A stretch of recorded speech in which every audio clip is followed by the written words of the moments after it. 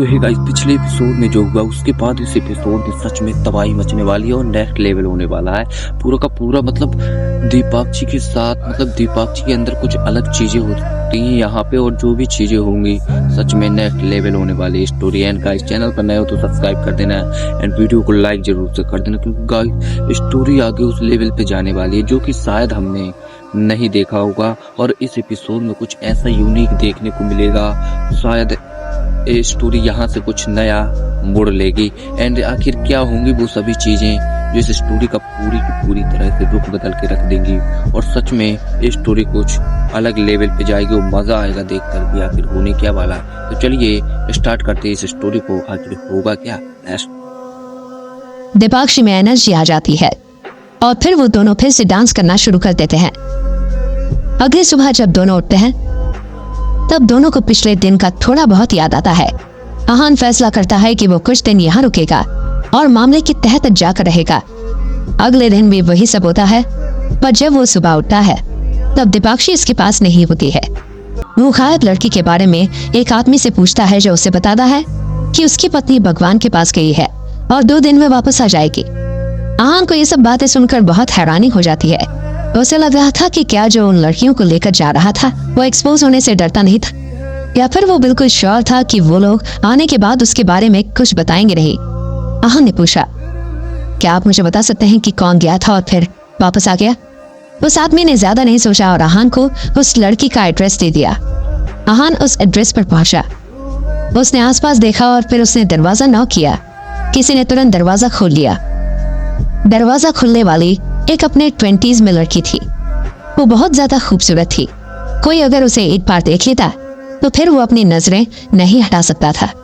आहान ने मन में सोचा, शायद वो लोग खूबसूरती की वजह से लड़कियों को उठा कर ले आते हैं। दीपाक्षी भी तो बहुत खूबसूरत है। उस लड़की ने कहा, छी, आप कौन है? आपको कुछ काम है? आहान ने उसकी तरफ देखा और कहा, आप बॉनफायर पार्टी में थी ना, आपको याद है? उस लड़की ने आहान को देखा और हाँ में अपना सर हिला दिया। आहान ने कहा, मेरा नाम आहान है, मैं भी उस सेलिब्रेशन में मौजूद था। मेरी वाइफ गायब हो गई है और मैं उसके बारे में पता करना चाहता हूँ। आप मेरे भगवान को ढूंढने में मदद करेंगी? जब उसने ये बात सुनी तब उस लड़की ने आहान को ऊपर से नीचे तक देखा और फिर आहान को घर में इनवाइट किया।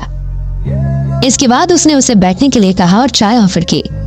इसके बाद उसने धीरे से कहा, आपको परेशान होने की जरूरत नहीं है, उनके साथ जो भी होगा बहुत अच्छा होगा। आपको तो थैंकफुल होना चाहिए कि भगवान ने आपकी वाइफ को चूज किया है। वंडरफुल चीजें उनका इंतजार कर रही हैं। आहान को ये सब बातें सुनने में कोई इंटरेस्ट नहीं था। उसने तुरंत पूछा, मैंने सुना है कि आप वहां से आई हैं। क्या आप मुझे बता सकते हैं कि वो क्या जगह है? आप मुझे वहां लेकर जा सकती हैं? उस लड़की ने ना में गर्दन हिलाई और कहा, नहीं, उस जगह के बारे में कोई नहीं जानता है और ना किसी को जानना चाहिए। सब बहुत मीनिंगलेस है। आहान को समझ नहीं आ रहा था कि उन लोगों ने इसे कैसे ब्रेन वॉश किया था कि वो कुछ बताना ही नहीं चाह रही थी। आहान ने सोचा और कहा, अगर मैं आपको इस इंफॉर्मेशन के बदले पैसे दे दूं तो आप कितना भी अमाउंट बोल सकती हैं, मैं वो अमाउंट देने के लिए तैयार हूँ। आहान ने ये बात इसलिए बोली थी क्योंकि वो अपने बारे में मिस्टीरियस फीलिंग देना चाहता था। वो देखना चाहता था कि वो लड़की उसकी बात मानती है या नहीं। उस लड़की ने कहा, मैं आपको कोई भी इंफॉर्मेशन नहीं दे सकती हूँ। ये कोई ऐसी चीज नहीं है जो पैसों से खरीदी जा सके। ये बहुत स्पेशल, इम्पोर्टेंट और मिस्टीरियस इंफॉर्मेशन है। उस जगह ने मुझे बहुत अच्छा फील कराया था, इसीलिए मैं उसे बिट्रे नहीं कर सकती हूँ। उसकी बातें सुनकर आहान सोच में डूब गया। उस जगह ने उस लेडी को बहुत कंफर्टेबल फील करवाया था, पर आहान को कुछ क्लियरली समझ नहीं आ रहा था। आहान ने कहा, मैं आपको 10 लाख रुपए दे सकता हूँ। इतने में तो आप मुझे वो इन्फॉर्मेशन दे ही सकती हैं। ये अमाउंट सुनकर वो लड़की हैरान हो गई थी। उसने आहान की तरफ देखा और कहा, प्लीज मुझे पैसों का लालच मत दीजिए, आहान फीलिंग्स के साथ धोखा नहीं कर सकती हूँ। आहान ने अमाउंट बढ़ा दिया। उसने कहा, 15 लाख, मैं अभी वो अमाउंट आपके अकाउंट में ट्रांसफर करवा देता हूँ। उसने कहा और अपना फोन निकाला। ये अमाउंट सुनकर वो लड़की और हैरान हो गई थी। उसने कभी नहीं सोचा था कि कोई वो जगह जानने के लिए इतने पैसे देने के लिए तैयार हो जाएगा। उसने पूछा, आप सच में मुझे इस इंफॉर्मेशन के लिए 15 लाख रुपए देने के लिए तैयार हो? अहान ने हाँ कर दिया और फिर वो लड़की थोड़ा हेजिटेट कर रही थी। अहान ने सोचा कि वो इतने पैसे देने के लिए तैयार है, फिर भी ये लड़की नहीं मान रही। ऐसा क्या जादू किया है उन लोगों ने? इस वक्त अहान के लिए दीपाक्षी का पता करना बहुत जरूरी था, क्योंकि वो उसकी जिम्मेदारी थी। जब वो लड़की नहीं मानी तब अहान के पास अमाउंट बढ़ाने के अलावा और कोई ऑप्शन नहीं था। उसने कहा 20 लाख रुपए। इतने इस इंफॉर्मेशन के लिए मैं 20 लाख रुपए देने के लिए तैयार हूँ। अब तो तुम्हें मुझे बताना ही पड़ेगा। तुम मुझे बता ही सकती हो। इतना बड़ा अमाउंट सुनकर उसने अपने ड्रेस से कोने को पकड़ लिया। उसके चेहरे से लग रहा था जैसे वो इंफॉर्मेशन देने के लिए तैयार है। पहले तो उसे विश्वास नहीं हुआ, पर फिर जब अहान ने उससे उसका अकाउंट नंबर पूछा तब उसे विश्वास हो गया था। उसने टेबल पर पड़ा पानी का ग्लास उठाया और पानी पीने के बाद कहा, मैं आपको उस जगह के बारे में बता सकती हूँ, पर आप किसी को बताना मत कि मैंने बताया है। अहान उसका डर समझ गया था। उसने कहा, आप चिंता मत कीजिए, मैं किसी को नहीं बताऊंगा। वैसे भी मैं आपका नाम तक नहीं जानता हूँ। उस लड़की ने एक पल के लिए कुछ सोचा और फिर कहा, जब वे वहां से बाहर आई तब मैंने नहीं सोचा था कि मैं वहां वापस कभी जाऊंगी। इसके बाद वो लड़की अहान को उस जगह पर ले जाने लगी। उसके दिमाग में बहुत ब्लरी सी इमेज थी, पर फिर भी वो अहान को लीड कर रही थी। थोड़ी देर बाद वो दोनों एक प्राइवेट एरिया के पास पहुंचे। वो जगह चारों तरफ से फेंस से प्रोटेक्टेड था और हर तरफ सीसीटीवी लगा हुआ था। अहान ने देखा कि वहां पर एक हेलीकॉप्टर है और बहुत सारी लग्जूरियस कार्स खड़ी थी। वहां पर बहुत शांति थी। अहान ने चारों तरफ अपनी नजर घुमाई। वहां उसे कोई भी इंसान नजर नहीं आया था। बहुत ढूंढने के बाद उसे वहां पर एंट्री गेट नजर आया था। वहां पहुंचने के बाद वो लड़की वहां से चली गई थी। अब अहान अकेला था और उसे दीपाक्षी की बहुत चिंता हो रही थी। उसने बिना कुछ सोचे गेट से एंट्री कर ली थी। तभी वहां एक गार्ड आया और उसने कहा, और अब जाओ, ये प्राइवेट प्रॉपर्टी है, तो मैं सही अंदर नहीं आ सकते हो। अहान ने उसकी बात नहीं सुनी और आगे बढ़ता रहा। उसने अहान को पकड़ा और कहा, तुम कौन हो और ऐसे कैसे अंदर आ सकते हो? अहान ने अपना हाथ झटका और उस गार्ड को धक्का दे दिया। उसे बहुत गुस्सा आया और वो मदद के लिए चिल्लाने लगा। उस गार्ड की आवाज सुनकर सिक्योरिटी रूम में से कुछ लोग भागते हुए आए और सबके हाथ में बैटन्स थे। उनमें से एक ने पूछा, क्या हुआ, क्या चल रहा है यहाँ पर? मुझे नहीं पता, शायद वो लड़का जबरदस्ती अंदर आ रहा है, किसी ने कहा। सबने अहान की तरफ देखा। वो ऑलरेडी गेट के अंदर आ चुका था। कुछ लोग उसे रोकने के लिए गए। ए, रुक जाओ, आगे मत बढ़ो। सब लोग अहान को रोकने की कोशिश कर रहे थे, पर कोई फायदा नहीं हो रहा था। अहान सबको धक्का देता हुआ दीपाक्षी की चिंता में आगे बढ़ रहा था। जब उसने देखा कि विला ज्यादा दूर नहीं है, तब वो भागने लगा। सिक्योरिटी गार्ड्स भी उसके पीछे भाग रहे थे, पर वो सब अहान से बहुत स्लो थे। फाइनली विला गेट के पास आने के बाद अहान ने देखा कि वो बहुत मैग्निफिसेंट विला था। वहां पर जैसा डेकोरेशन था वो आम आदमी नहीं करवा सकता था। अहान वहां का एक्सटीरियर देखकर ही दंग रह गया। इस वक्त सिक्योरिटी गार्ड भी वहां पर आ चुके थे। जैसे ही अहान दरवाजा खोलकर अंदर जाने वाला था, वैसे ही दरवाजा खोलकर एक आदमी बाहर आया। उसका फेस बिल्कुल क्लियर था और वो बहुत टिप टॉप लग रहा था। उस आदमी ने अहान को देखकर कहा, भाग सकते हो तो कहीं भी भागोगे। सिक्योरिटी गार्ड्स भी वहां थे, पर अहान ने उनकी तरफ कोई ध्यान नहीं दिया था। वो आगे बढ़ा और बिना किसी वार्निंग के उसने उस आदमी पर अटैक किया। वो आदमी शायद अहान के अटैक के लिए तैयार था। उसने तुरंत अहान के पंच को डॉज कर दिया था। इसके बाद दोनों के बीच में मूव्स एक्सचेंज होने लगे। वो दूसरा आदमी भी मार्शल आर्ट्स एक्सपर्ट था, शायद कन्वर्टिंग फोर्स के पीक पर ही था। कुछ मूव्स के बाद अहान को एहसास हुआ कि उसके मूव्स खतरनाक थे। वो मॉडर्न मार्शल आर्ट्स और एंशिएंट मार्शल आर्ट्स का मिक्स था। कुछ मूव्स के बाद सांस लेने के बाद दोनों ने रिट्रीट कर लिया था। उन्होंने देखा कि गेट के पास एक लड़की खड़ी है। उस लड़की ने भी उन्हें फाइट करने से रोक लिया। अहान ने देखा कि वो लड़की बहुत सेडक्टिव थी और उसने रिवीलिंग कपड़े पहने हुए थे। उसके हाथ में एक छोटा सा चाकू भी था।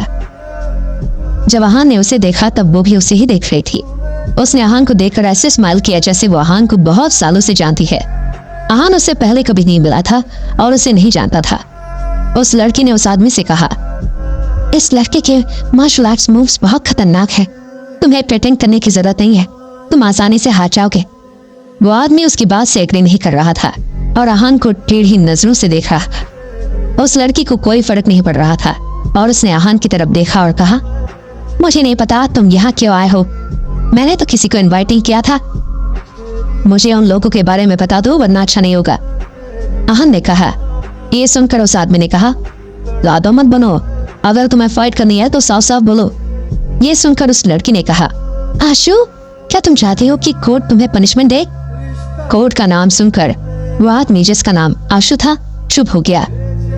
उस लड़की ने आहान को देखा और कहा, अगर तुम यहाँ किसी को ढूंढने आए हो तो फिर बैठकर बात करना ज्यादा अच्छा है, ऐसे किसी के घर आकर मारपीट करना सही नहीं है। अंदर आओ, बैठकर बात करते हैं। आहान को समझ नहीं आ रहा था कि वो क्या करे। उसने सोचा कि जब वो यहाँ आ ही गया था तो फिर बात करने में क्या हर्ज है। वो फिर विला के अंदर आ गया। विला का एक्सटीरियर जितना सुंदर था, इंटीरियर भी उतना ही सुंदर था। चारों तरफ एक्सपेंसिव शोपीस थे और पेंटिंग्स लगी हुई थी। पूरे फ्लोर पर रॉयल कारपेट बिछा हुआ था और मार्बल भी बहुत प्रीमियम क्वालिटी का था। आहान सोफे पर बैठा और उसने पूछा, वो बॉनफायर तुम अरेंज करवाती हो? उस लड़की ने कुछ सोचा और फिर कहा, अच्छा तो तुम उस इंसिडेंट की वजह से यहाँ आए हो? तुम्हें लगता है कि वो लड़की मेरे पास है? आहान ने कहा, मुझे कोई फर्क नहीं पड़ता कि तुम क्या करते हो क्या नहीं, बस मुझे वो लड़की वापस सही सलामत चाहिए। उस लड़की ने स्माइल किया और कहा, ऑफ कोर्स हम तुम्हें ऑफेंड नहीं करेंगे, आखिर तुम कन्वर्टिंग फोर्स के मार्शल आर्टिस्ट हो। क्या सच में दीपाक्षी यहीं पर है और वो आहान को मिल जाएगी या फिर ये कोई ट्रैप है? जब आहान को पता चलता है कि एक लड़की वहां गई थी और 2 दिन बाद आई थी तो वो उसे मिलने जाता है। वो लड़की आहान को 20 लाख रुपए के बदले में वहां का पता बता देती है। जब वो वहां पहुंचता है तब उसका सामना आशु नाम के आदमी से होता है। उन दोनों को लड़ता देख एक लड़की आकर उन्हें रोकती है जो कहती है कि उन्हें बैठकर बात करनी चाहिए। उस लड़की की बातें सुनकर आहान को भरोसा हो गया था कि दीपाक्षी उनके पास है। आहान ने कहा, तुम कल रात को जिस लड़की को लाए थे मुझे वो वापस चाहिए। उस लड़की के चेहरे पर अब भी स्माइल थी। उसने स्माइल करते हुए ही कहा, ओके मैं देख कर आती हूँ। अगर वो लड़की आ गई तो आप उसे ले जा सकते हो, पर अगर वो नहीं आई तो फिर आपको शाम तक इंतजार करना पड़ेगा। आहान ने तुरंत हैरानी में पूछा, अगर वो यहाँ नहीं है तो फिर कहाँ है? उस लड़की ने जवाब दिया, मुझे नहीं पता, वो कहाँ है उसके आने के बाद ही पता चल सकता है। पर आप चिंता मत कीजिए, वो हमारी चीजों को हाथ नहीं लगाएंगे। वो लोग दीपाक्षी को ऐसे ट्रीट कर रहे थे जैसे वो कोई इंसान नहीं बल्कि सामान है। ये सुनकर आहान को अजीब लगा, पर उसने ये बात जाहिर नहीं होने दी। उसने कहा, आई होप तुम मुझसे झूठ नहीं बोल रही हो। उस लड़की ने कोई जवाब नहीं दिया, बस हल्की सी स्माइल करके रूम से बाहर चली गई। अब रूम में बस आहान और आशु बचे थे। कुछ देर बाद एक मेड ने आहान को चाय सर्व की। आहान ने चाय के कप को ध्यान से देखा पर उसने चाय नहीं पी। उसे नहीं पता था कि वो कैसे लोगों के बीच में है, इसलिए आहान ऐसा कुछ नहीं करना चाहता था जिसकी वजह से उसे कोई प्रॉब्लम हो। वो शुरू से ही सावधान रहना चाहता था। बहुत देर बैठने के बाद जब वो लड़की नहीं आई तब आहान जाकर देखना चाहता था कि वो लड़की कहाँ गई है, पर आशु ने उसे रोक लिया। उसने कहा, उसकी परमिशन के बिना तुम कहीं नहीं जा सकते हो। आहान को इन सब बातों से कोई फर्क नहीं पड़ने वाला था। उसने कहा, मैं जहां चाहूं वहां जा सकता हूं। जब आहान ने ये बात बोली तब आशु के चेहरे पर अलग सा एक्सप्रेशन आ गया और ऐसा लग रहा था जैसे वो आहान से फाइट करने के लिए अब और इंतजार नहीं कर सकता है। आहान भी तैयार था, पर दोनों एक दूसरे पर अटैक कर पाते उससे पहले ही वो लड़की वापस आ गई थी।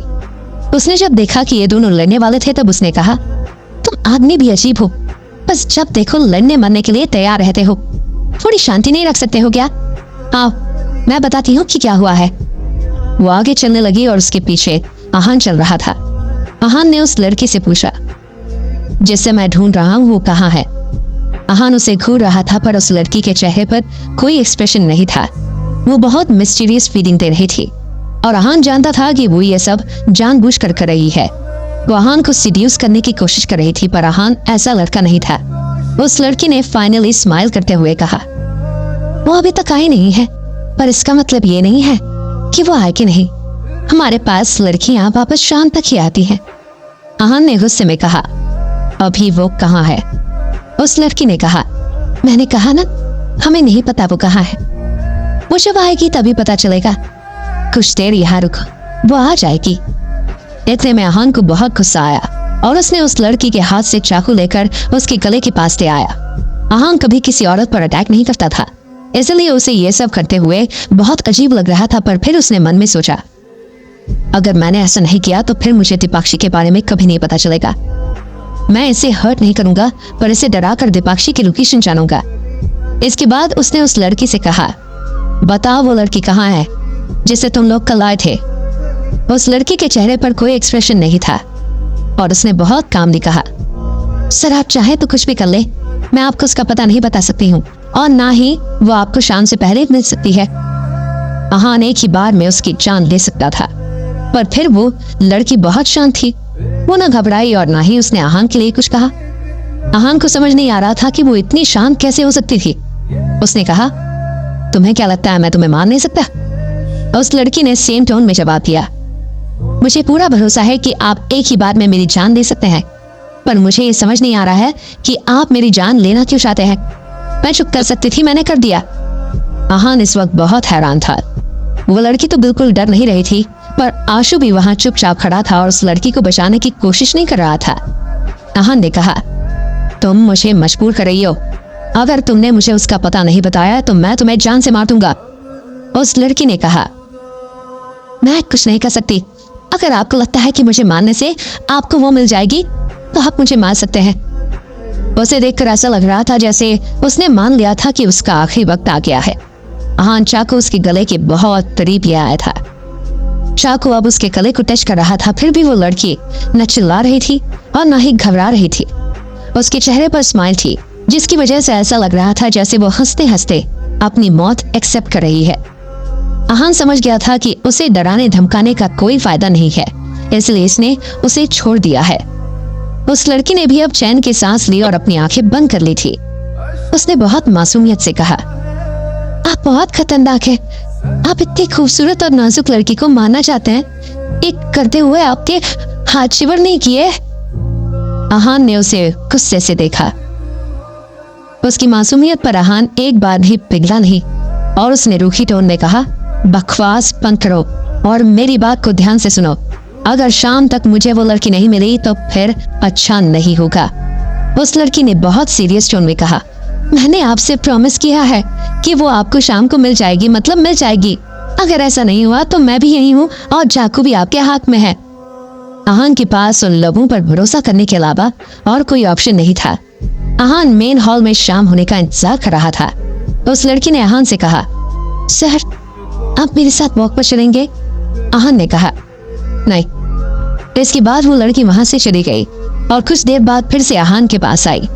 आहान इस वक्त सोफे पर बैठा हुआ था और दीपाक्षी के बारे में सोच रहा था। वो लड़की आहान के पास बैठ गई और उसने कहा, हम इतनी देर से साथ हैं, पर फिर भी मुझे आपका नाम नहीं पता है। वैसे मेरा नाम जेनी है, आपका नाम क्या है? आहान ने उसकी बातों को इग्नोर कर दिया था।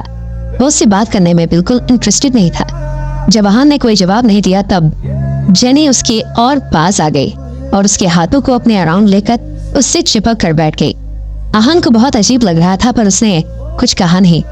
पर जेनी नहीं रुकी। उसने अपने हाथों को आहान की चेस्ट पर रख लिया और उसके बहुत करीब आकर बैठ गई। तब आहान ने कहा, क्या चाहे? How dare you touch me? हाँ। जेनी ने स्माइल किया और कहा, मैंने तुझसे फाक का नाम पूछा है। आहान ने उसकी तरफ देखा और कहा, मैं कोई बहुत पॉपुलर इंसान नहीं हूँ, मेरा नाम विराट खुराना है। आहान ने उस लड़की को अपना असली नाम नहीं बताया था। जेनी ने आहान की तरफ देखा और कहा, विराट खुराना? ये नाम तो मैंने कभी पहले नहीं सुना। आप मुझसे झूठ तो नहीं बोल रहे हैं ना मिस्टर विराट खुराना? मैं झूठ क्यों बोलूंगा? अभी बहुत लोग मेरे बारे में जानते ही नहीं, आहान ने कहा। जब जेनी ने देखा कि आहान को बात करने में कोई इंटरेस्ट नहीं है, तब वो कुछ देर तो चुप रही, पर फिर उसने कहा, वैसे मैंने देखा है कि आपके मार्शल आर्ट मूव्स तो बहुत अच्छे हैं। ऐसा लगता नहीं है कि लोग आपको जानते नहीं होगा। आहान ने इसका जवाब सार्कास्टिकली दिया। वैसे मैंने देखा है कि आप लोगों के मार्शल आर्ट मूव्स भी कुछ कम नहीं है। मुझे नहीं लगता कि आप अच्छे लोग हैं। जेनी ने स्माइल किया और कहा, मैंने कभी नहीं कहा कि हम अच्छे लोग हैं। अगर आपको मेरी वजह से इस बारे में मिसअंडरस्टैंडिंग हुई है तो फिर सॉरी। आहान ने पूछा, तुम अच्छे लोग तो नहीं हो, फिर तुम कौन सा गलत काम कर रहे हो? जेनी धीरे से हंसी और उसने कहा, ज्यादा कुछ बुरा नहीं कर रहे, बस कुछ पैसे कमा रहे हैं, हमारे भी तो फैमिलीज हैं। आहान ने मन में सोचा, इन लोगों में इंसानियत तो जैसे खत्म हो गई है। इसके बाद उसने जेनी से कहा, तो क्या तुम लोग कुछ बहुत बड़ा प्लान कर रहे हो? जेनी ने जवाब दिया, प्लान तो है, हम वो पूरा कर पाएंगे या नहीं वो मुझे नहीं पता। अगर आपके जितने कोई पावरफुल मिले तब कोई बात हो सकती है।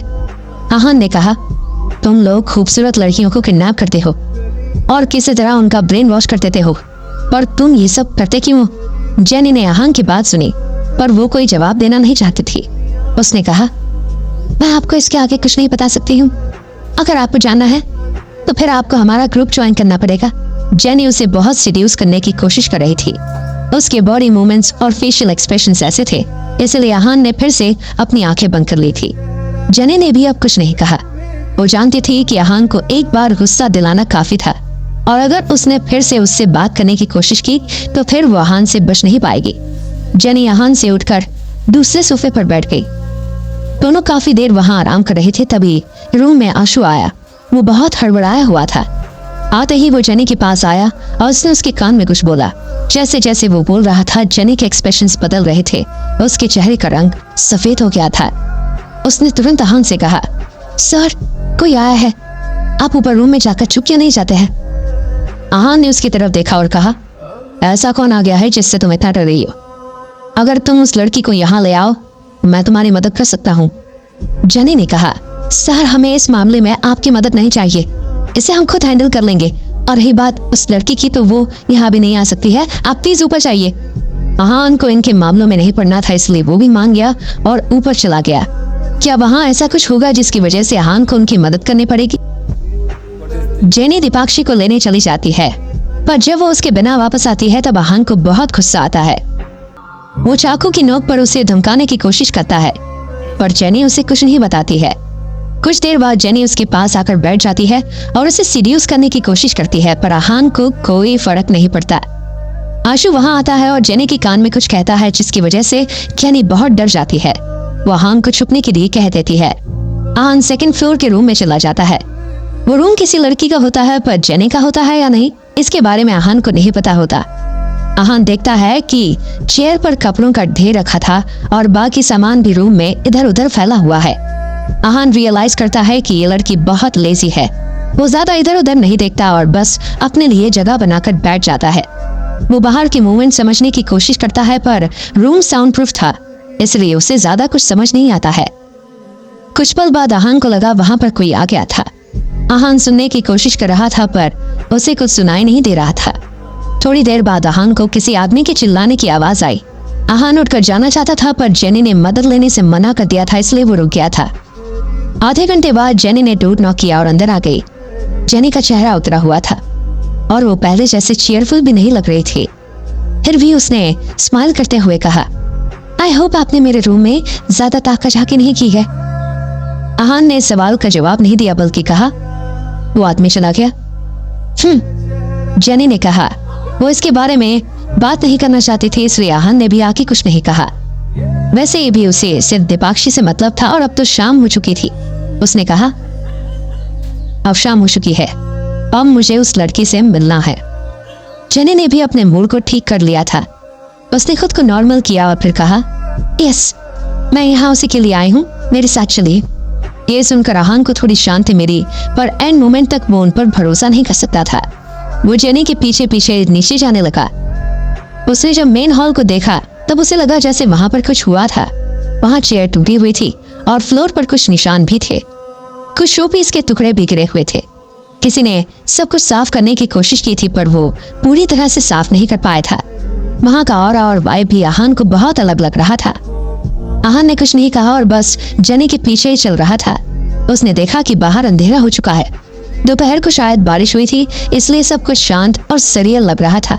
जेनी ने आहान से पूछा, सर उस लड़की से मिलने के बाद क्या आप हम पर अटैक करेंगे? आहान जानता था कि ये कितना सीरियस सवाल है। उसने भी इसके बारे में सोचा था। आहान ने जवाब दिया, मुझे कोई फर्क नहीं पड़ता कि तुम लोग क्या करते हो और क्या नहीं। जब तक तुम लोग मुझे प्रोवोक नहीं करोगे मैं तुम्हें कुछ नहीं करूंगा। जेनी ने स्माइल किया और कहा, अपने प्रॉमिस को मत तोड़ना। हम भले ही अच्छे लोग नहीं हैं, पर अपनी बात से मुकरते भी नहीं है। आहान ने कुछ नहीं कहा। उसे किसी की बात से कोई फर्क नहीं पड़ता था।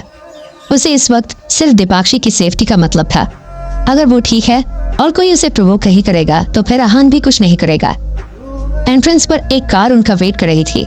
जेनी ने कार का दरवाजा खोला और ट्रक को बुलाने का इशारा किया। आहान ने देखा कि कार ड्राइवर वही ट्रक ड्राइवर था जो लकड़ियां लेकर आया था। उसने भी आहान को देख लिया था, पर वो जानबूझकर नजरें चुरा रहा था। जेनी साइड में खड़ी हो गई और उसने कहा, जिन लकड़ियों को चूज किया गया था वो सब ट्रक में है। आहान को दीपाक्षी की सेफ्टी की चिंता थी, इसलिए वो तुरंत ट्रक के पीछे गया और उसने दरवाजा खोला। आहान ने देखा कि उसमें बहुत सारी खूबसूरत लड़कियां थी। आहान ने दीपाक्षी को ढूंढा जो इस वक्त बेहोश थी। उसे देखकर आहान ने चैन की सांस ली। उसने दीपाक्षी को आवाज दी, पर उसकी तरफ से कोई रिस्पॉन्स नहीं था। उसने उसे गोद में उठाया और ट्रक से बाहर ले आया। आहान के चेहरे पर परेशान एक्सप्रेशन देखकर जेनी ने कहा, चिंता मत करो, ये सब नशे की दवाई की वजह से है। जब असर खत्म हो जाएगा तो ये होश में आ जाएंगी। आहान ने पहले ही देख लिया था कि दीपाक्षी की सांसें चल रही है और वो जिंदा है, इसलिए उसे ज्यादा घबराहट नहीं हुई थी। आहान ने वहां पर सारी लड़कियों को देखा। वो पूछना चाहता था कि ये लोग उनके साथ क्या करते हैं, पर उसने ऐसा नहीं किया। उसे दीपाक्षी मिल गई थी, इसलिए वो जाने के लिए तैयार था। जब वो गोद में उठाकर उसे ले जा रहा था, तब जेनी ने उसे उसका हाथ पकड़कर रोक लिया। आहान ने कहा, क्या हुआ, क्या चाहिए तुम्हें? आहान को ऐसा लगा जैसे वो अपनी बात से मुकरना चाहती है। आहान ने सोचा कि अगर जेनी ने अपना प्रॉमिस तोड़ा तो वो उस पर अटैक कर देगा, पर ऐसा नहीं हुआ। बल्कि जेनी अपने घुटनों पर आहान के सामने बैठ गई और रोने लगी। उसने रोते हुए कहा, विराज सर प्लीज मेरी मदद कीजिए। उसका रोना देखकर कोई भी पिघल सकता था। वो एक तो बहुत खूबसूरत थी और इसके अलावा अब वो घुटने टेक कर बैठी थी। ऐसा लग रहा था जैसे वो आहान को जाने नहीं देना चाहती थी। आहान ने उसकी तरफ देखा और कूल टोन में कहा, मैं तुम्हारी मदद नहीं करूंगा। जेनी को उम्मीद नहीं थी कि आहान इतनी ब्लंटली मना कर देगा। उसने फिर से आहान की तरफ देखा और कहा, आप पूछेंगे नहीं कि मुझे आपकी मदद क्यों चाहिए? आहान को भी क्यूरियोसिटी हो रही थी, पर वो किसी नए लफड़े में नहीं पड़ना चाहता था, इसलिए उसने कहा, नहीं मुझे कोई इंटरेस्ट नहीं है। आहान के जवाब ने जेनी की सारी उम्मीदें खत्म कर दी थी। वो इस तरह गिर गई जैसे उसके शरीर से सारी जान निकल गई थी। अब उसने आहान को जाने से भी नहीं रोका था। जब आहान जिस रास्ते से आया था उस रास्ते से वापस जा रहा था, तब आशु ने उसे रोक लिया। वो जेनी जितना मजबूर नहीं था, बल्कि उसने बहुत सीरियस टोन में कहा, हमारी मदद करने के बदले में तुम क्या चाहते हो? आहान ने जवाब दिया, तुम्हें ये लगता है कि मैं तुम्हारी मदद करूंगा? तुम लोग मेरे कोई नहीं लगते और आज के बाद मैं तुमसे मिलना भी नहीं चाहता। इसके आगे आशु ने आहान को मनाने की कोशिश नहीं की और कहा, आई अंडरस्टैंड। इतना कहने के बाद वहां से वो साइड हो गया। बहुत देर हो चुकी थी और दीपाक्षी को अभी तक होश नहीं आया था। आहान उसे होटल रूम में लाया था और उसके होश में आने तक उसके पास बैठा ही रहा। दीपाक्षी को जब होश आया तब उसने धीरे धीरे अपनी आंखें खोली। आंखें खुलते ही उसे अपने सामने आहान नजर आया। उसके मन में इस वक्त बहुत सारे सवाल थे। उसे कुछ याद नहीं था कि उसके साथ क्या हुआ था। उसे समझ नहीं आ रहा था कि वो यहाँ कैसे पहुंची। वो कंफ्यूजन में आहान को देख रही थी, पर आहान का इस वक्त उसकी कंफ्यूजन दूर करने का इरादा नहीं था। तो उसने कहा, have a good rest, good night. इतना कहने के बाद वो अपने रूम में आ गया। आहान ने सोचा कि एक रात के आराम के बाद वो अपनी जर्नी फिर से कंटिन्यू करेंगे। आधी रात को किसी ने धीरे से आहान के रूम का दरवाजा खोला। आहान इस वक्त कच्ची नींद में था, इसलिए वो उठ गया। उसने एक भी आवाज नहीं की थी। वो अपने बेड पर बैठ गया और उस इंसान के अंदर जाने का इंतजार करने लगा। रात के अंधेरे में एक पतला सा फिगर रूम में आया। उसने अपना एक हाथ अपनी चेस्ट पर रखा हुआ था। आहान उसे क्लोजली ऑब्जर्व कर रहा था और देख रहा था कि वो इंसान क्या करने वाला था। आहान ने कुछ नहीं बोला, इसलिए उस इंसान को नहीं पता था कि वो उठ चुका है। वो इंसान चुपचाप बाथरूम में गया। अंदर से आहान को पानी के बहने की आवाज आ रही थी। उसने बाथरूम की लाइट ऑन नहीं की थी, क्योंकि शायद उसे डर था कि उसे कोई देख लेगा। वो बाहर आया और चुपचाप वहां से जाने लगा। तभी आहान ने कहा, अब अंदर तक आ गए हो तो कम से कम ये तो बता दो कि तुम कौन हो। इतना कहने के बाद आहान रूम की लाइट ऑन करने लगा, पर इतने में ही एक पतली सी आवाज ने जोर से कहा, डोंट। आहान ये आवाज पहचान गया था। उसने कहा, जेनी। जेनी भी उस आवाज को पहचान गई थी, इसलिए उसने कहा, विराज सर।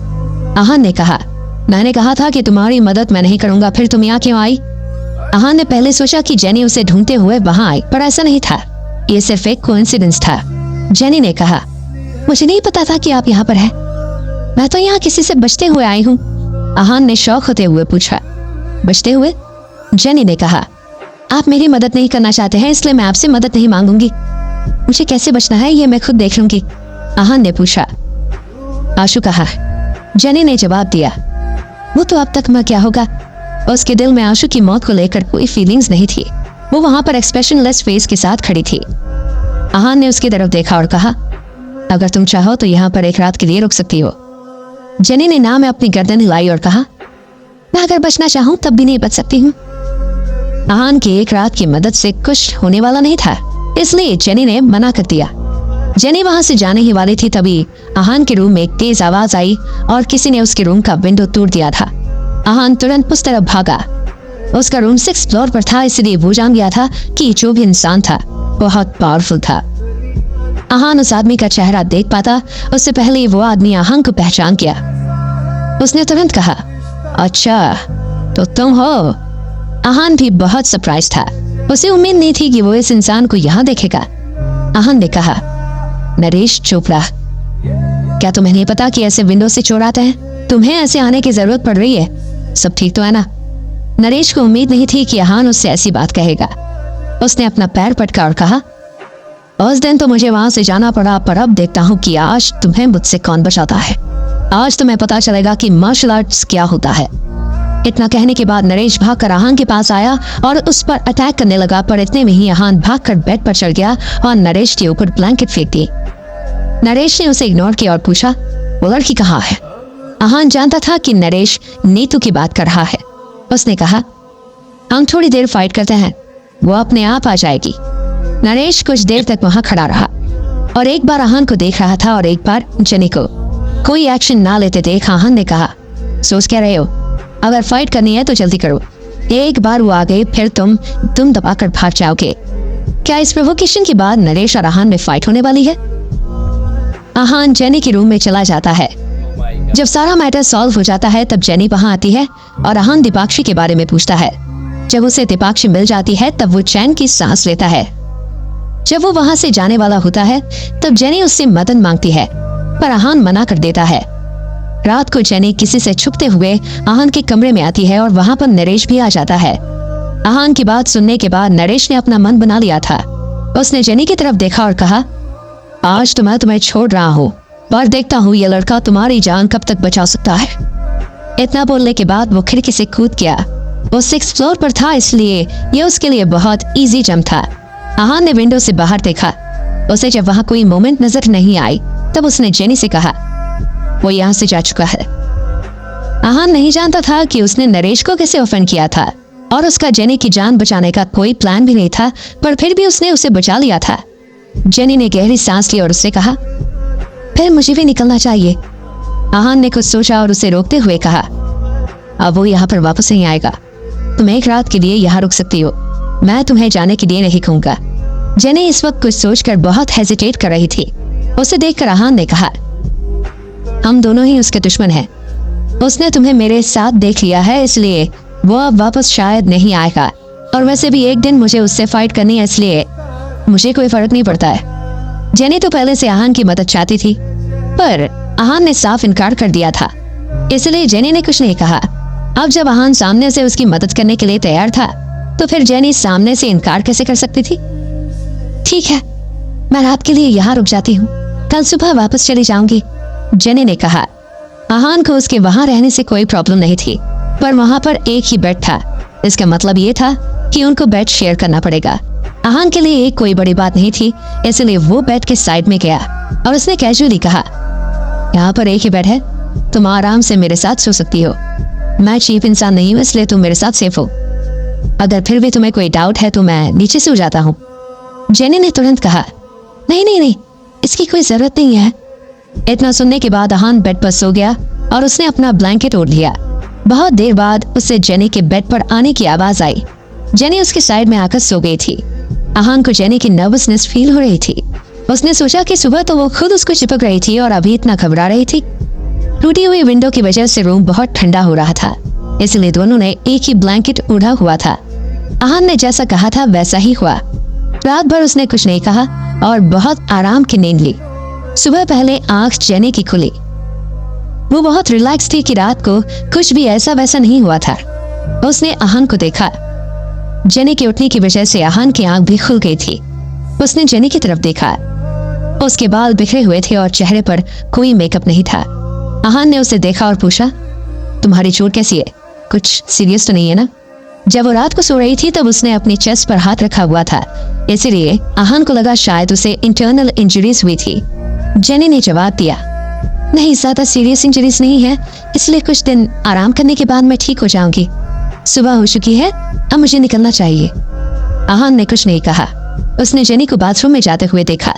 जेनी फ्रेश हुई और जब वो वापस बाहर आई तब उसके बाल बंधे हुए थे और चेहरा भी पहले से बेहतर लग रहा था। बाहर आने के बाद उसने कहा, कल रात के लिए थैंक यू, अब मैं चलती हूँ। आहान उसे जाते हुए देख रहा था। वो जानता था कि अगर बाहर उसे निरेश मिल गया तो फिर वो उससे कभी नहीं बच पाएगी, पर अब आहान भी कुछ नहीं कर सकता था। वो जानता था कि जेनी ने क्या किया है, पर उसे इतना पता था कि जेनी का बच पाना नामुमकिन है। जब जेनी ने दरवाजा खोला तब आहान उसे रोकना चाहता था और वो जानता था कि जेनी रुक भी जाएगी, पर जब वो बाहर चली गई तब उसने कुछ नहीं कहा। उसे जेनी के मामले से कोई लेना देना नहीं था। जेनी के वहां से जाने के बाद आहान दीपाक्षी को चेक करने गया। जब उसने दीपाक्षी के दरवाजे पर नॉक किया तब वो सोई हुई थी। उसने पैर पटकते हुए दरवाजा खोला और कहा, क्या है? मैं इतना सुकून से सो रही है, इतना जल्दी क्यों उठाया मुझे? आहान ने उसे देखा और कहा, सॉरी, वापस सो जाओ। दीपाक्षी ने आहान के मुंह पर दरवाजा बंद किया और सोने चली गई। इसके बाद आहान फ्रेश होकर बाहर चला गया। वो देख रहा था कि उसे कुछ खरीदना तो नहीं है। सुबह सुबह बहुत अच्छी हवा चल रही थी और आहान बहुत रिलैक्स फील कर रहा था। सब जगह बहुत लाइवली माहौल था। वेंडर्स अपनी शॉप खोल रहे थे। पार्क में कुछ लोग एक्सरसाइज कर रहे थे तो कुछ लोग इधर उधर भाग रहे थे। आहान ये सब देखना बहुत एंजॉय कर रहा था। उसकी लाइफ में ऐसे शांति के पल बहुत कम आते थे। वो पार्क के एक बेंच पर बैठ गया और सब कुछ ऑब्जर्व करने लगा। आहान के चेहरे पर एक बहुत प्यारी सी स्माइल थी। आहान को ऐसे शांति के मौके बहुत कम मिलते थे और जब भी मिलते थे कोई ना कोई आकर उसका मूड खराब ही कर देता था। एक आदमी मास्क और सनग्लासेस पहने हुए आहान के पास आकर बैठ गया। आहान ने उसकी तरफ कोई ध्यान नहीं दिया, पर फिर उस आदमी ने कहा, पराग सर, मुझे आपके पास किसी ने एक मैसेज के साथ भेजा है। आहान तुरंत समझ गया था कि वो वहां पर जेनी के कहने पर आया है। उसने सिर्फ जेनी को ही अपना फेक नाम बताया था। क्या बात है? आहान ने धीरे से कहा। वो जानता था कि यह आदमी अपनी आइडेंटिटी किसी को बताना नहीं चाहता है। उस आदमी ने कहा, मैं आपको वो लेटर दूं उससे पहले वो चाहती है कि मैं आपसे एक सवाल पूछूं। आहान का मुंह बन गया। उसे प्रॉब्लमैटिक कन्वर्सेशंस में कोई इंटरेस्ट नहीं था।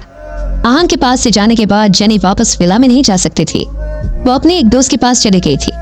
उसका घर आहान के होटल के पास ही था। सूरज की रोशनी में वो सामने से ही निकल सकती थी, इसलिए वो फर्स्ट फ्लोर के बाथरूम में गई और वहां की खिड़की से बाहर कूदकर टैक्सी लेकर अपने दोस्त के घर आ गई थी। जेनी इस वक्त अपने दोस्त के घर थी और सोफे पर बैठी हुई थी। उसकी दोस्त उसके लिए पानी लेकर आई तब जेनी ने कहा, सॉरी सुहाना, मैं तुम्हें तकलीफ दे रही हूँ, पर मेरे पास कोई और ऑप्शन नहीं है। मुझे कुछ दिन तुम्हारे साथ ही रहना पड़ेगा। एक बार सब कुछ सेटल हो जाए फिर मैं यहाँ से चली जाऊंगी।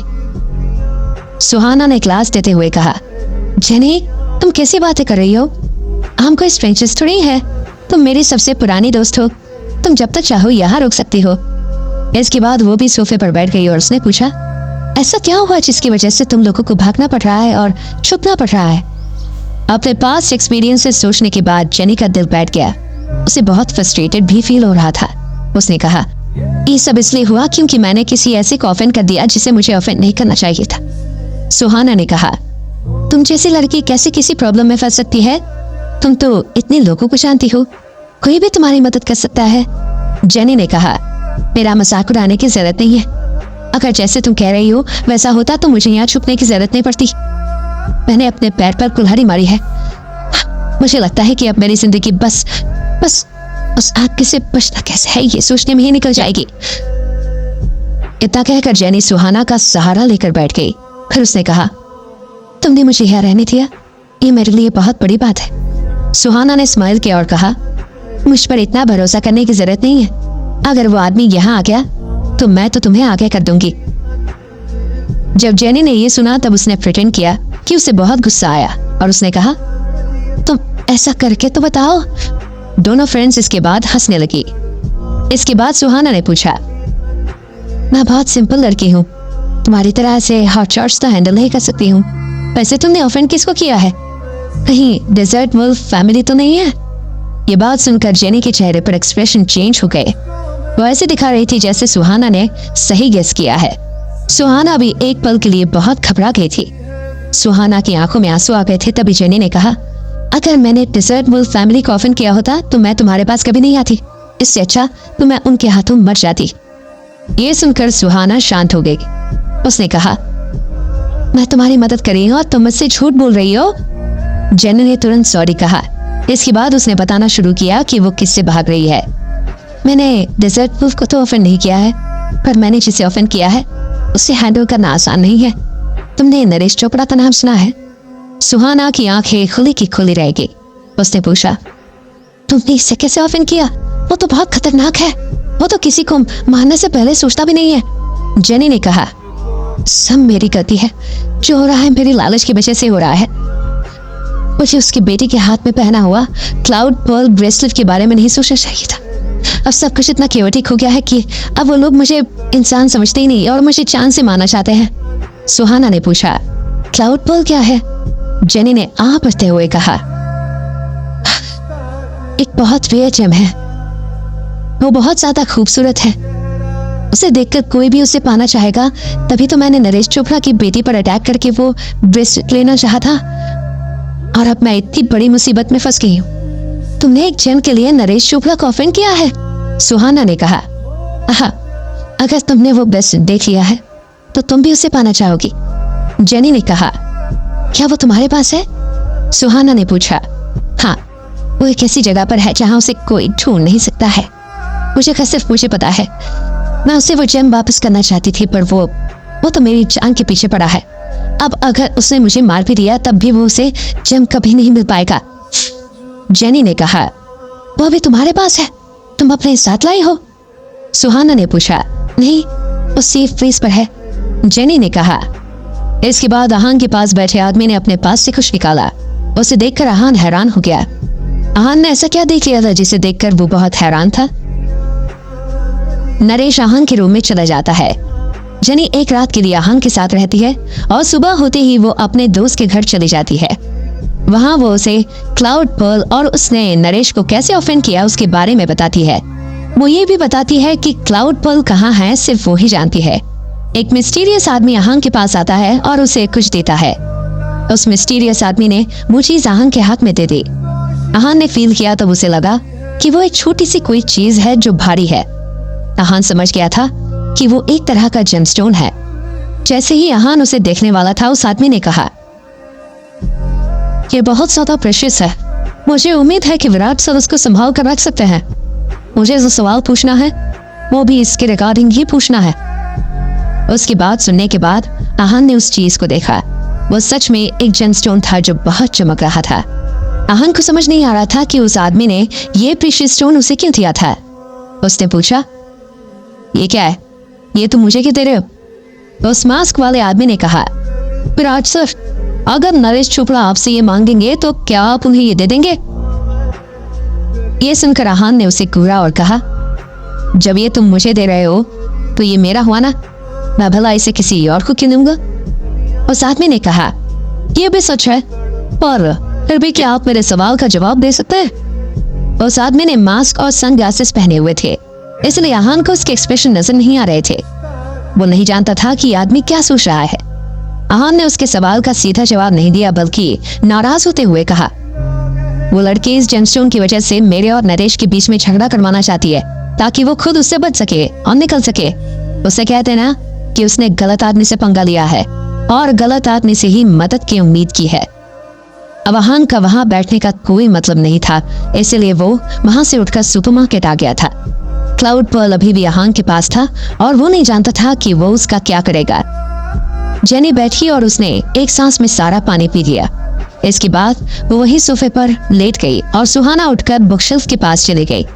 उसने एक बुक निकाली और उसने उसे पढ़ना शुरू कर दिया और जेनी वही सोफे पर लेटी रही। दोनों इस तरह सुकून से पूरी दोपहर बिता सकते थे, पर ऐसा नहीं हुआ। सुहाना ने 2 पेज ही पलटे थे कि इतने में दरवाजे पर कोई अपने भारी हाथ से खटखटाने लगा। दोनों फ्रेंड्स तुरंत खड़ी हो गई क्योंकि वो जानती थी कि वो मुसीबत में है। सुहाना लगातार जेनी को देख रही थी और उसके फैसले का इंतजार कर रही थी। जेनी खुद भी घबराई हुई थी, इसलिए उसने कहा, जल्दी से रूम में आ जाओ। तुम क्या करोगे? तुम भी मेरे साथ चलो और छुप जाओ। सुहाना ने कहा, नहीं, एक बार वो अंदर आ गए और उन्हें कोई नजर नहीं आया तो वो लोग पूरा घर छान मारेंगे। मैं नहीं चाहती कि वो लोग तुम्हें देखें और तुम्हें नुकसान पहुंचाएं। जाओ जल्दी। जेनी ने कहा और हाथ पकड़कर सुहाना को उसके रूम में भेज दिया। जेनी ने बहुत काम टोन में कहा, वेट हियर। इसके बाद जेनी लिविंग रूम में आ गई और उन लोगों के अंदर आने का इंतजार करने लगी। वो जानती थी कि अब वो भागकर कहीं नहीं जा सकती थी। कुछ सेकंड्स में ही घर का दरवाजा टूट गया और जो उस तरफ खड़ा था वो और कोई नहीं बल्कि नरेश चोपड़ा था। जब वो अंदर आया तब उसने देखा कि जेनी सोफे पर आराम से बैठी हुई थी। उसका चेहरा पानी की तरह शांत था। उसे वहां देखकर नरेश को कोई खास खुशी नहीं हुई। नरेश को देखकर जेनी ने कहा, क्या आप जानना नहीं चाहते हैं कि क्लाउड पर्ल कहां पर है? नरेश ने जवाब दिया, तुम्हें मारने के बाद मुझे वो भी पता चल जाएगा। तुम बिना फिक्र किए मर सकती हो। जेनी हंसने लगी और उसने कहा, वो कहाँ है ये सिर्फ मैं जानती हूँ। मेरे मरने के बाद आप उसे कभी नहीं ढूंढ पाएंगे। नरेश को इन सब बातों से कोई फर्क नहीं पड़ता था और वो तेज चलकर जेनी के पास आता है। वह उसे गर्दन से पकड़कर सोफे से उठाता है और उसे फेंक देता है। जेनी में रेजिस्ट करने की कोई हिम्मत नहीं होती, इसलिए वो सरेंडर कर देती है और जमीन पर गिर जाती है। जेनी को सीरियस इंटरनल इंजरीज हो जाती है और दर्द की वजह से वो फेंट होने लगती है। नरेश उससे कहता है, तुमने मुझसे पंगा लेने के बारे में सोचा था, तुम यही डिजर्व करती हो। इतना कहने के बाद नरेश जेनी के पास पहुंच जाता है और ऐसा लगता है जैसे वो एक ही मूव में उसकी जान ले लेगा। जेनी ने अपने आप को सरेंडर कर दिया था और उसने सोच लिया था कि उसकी लाइफ यहीं तक थी। इस वक्त वो बस ये प्रे कर रही थी कि सुहाना रूम से बाहर ना आए, पर जैसे वो चाहती थी वैसा नहीं हुआ और सुहाना रूम के बाहर आ गई थी। आते ही उसने कहा, उसे मत मारो। नरेश ने आवाज की तरफ देखा तब सुहाना रूम के गेट के बाहर खड़ी थी। उसने पूछा, तुम कौन हो? सुहाना ने बहुत हिम्मत की और कहा, मेरा नाम सुहाना वर्मा है और मैं इसकी दोस्त हूँ। इसे जाने दो वरना तुम भी नहीं बच पाओगे। ये बात सुनकर नरेश जोर जोर से हंसने लगा। उसे लग रहा था जैसे कोई बहुत फनी जोक सुन लिया था उसने कहा, तुम खुद को समझती क्या हो? मैं तुम दोनों को चींटी की तरह मसल सकता हूँ। जेनी जो इस वक्त स्ट्रगल कर रही थी वो भी जोर से चिल्लाई, तुम उसका कुछ नहीं बिगाड़ सकते हो, वो वर्मा फैमिली की बेटी है।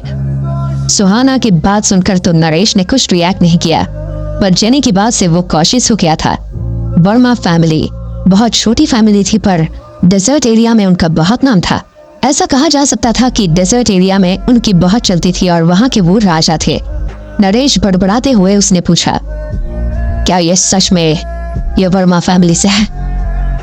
सुहाना ने फर्मली कहा, अगर तुमने इसे जाने दिया तो मैं कुछ नहीं करूंगी, वरना तुम मेरे आदमियों से नहीं बच पाओगे।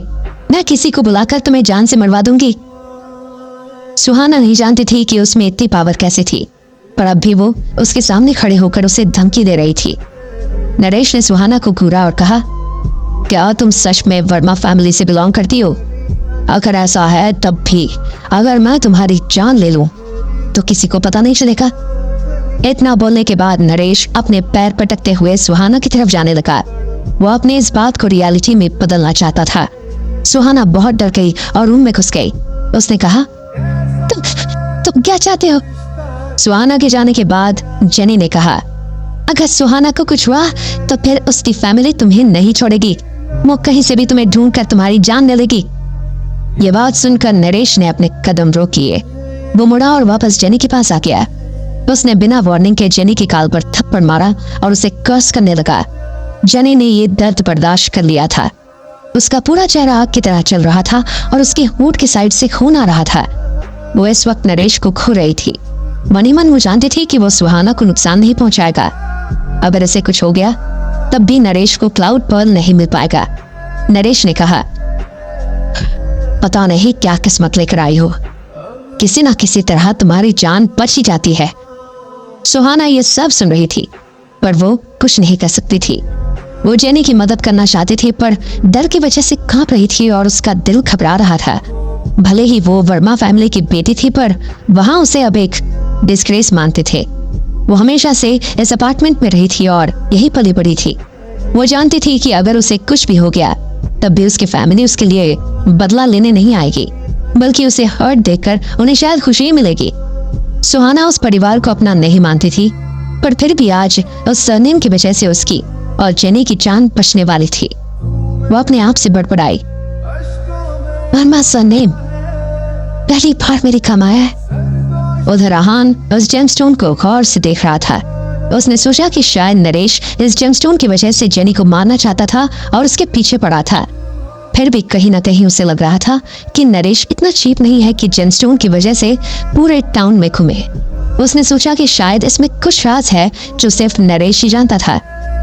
आहान जानता था कि उसके और नरेश के बीच में फाइट होना तय है और अगर ऐसा हुआ तो उसे वो जेमस्टोन किसी को देने की जरूरत नहीं है। आहान ने उसे बहुत गौर से देखा पर जब उसे कुछ नजर नहीं आया तब उसने उसे पॉकेट में डाल लिया और सुपरमार्केट से जरूरत का सामान खरीदने लगा। आहान के दिमाग में इस वक्त एक और बात थी। वो जानता था कि नरेश नीतू से डरता था और उसे कुछ वक्त ये जानने में लगा कि नीतू जा चुकी है। आहान बस अपने आप को तब तक सेफ रखना चाहता था। जैसा आहान ने सोचा था वैसा कुछ नहीं हुआ।